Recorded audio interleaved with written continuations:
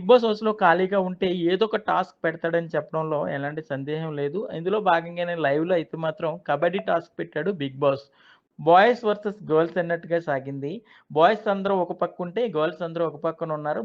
ముందుగా మాధురి అయితే కూతకొచ్చింది. కూత అయితే మాత్రం ఇనిపించలేదు గానీ, చివరికైతే మాత్రం రామురాతుడిని ఔట్ చేసుకొని ఎళ్ళిపోయింది. ఆ తర్వాత సుమన్ శెట్టి కూతకెళ్ళాడు.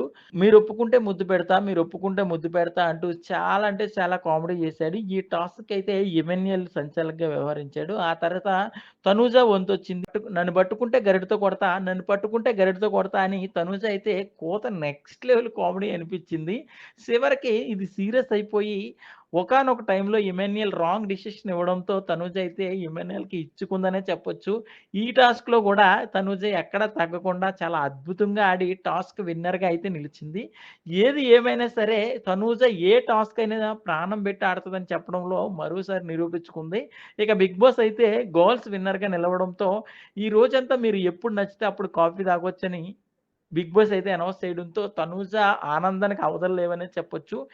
ఏది ఏమైనా సరే బిగ్ బాస్ హౌస్‌లో తనూజ అయితే మాత్రం ఏ టాస్క్ అయినా సరే ప్రాణం పెట్టి ఆడతదని మరోసారి నిరూపించుకుంది.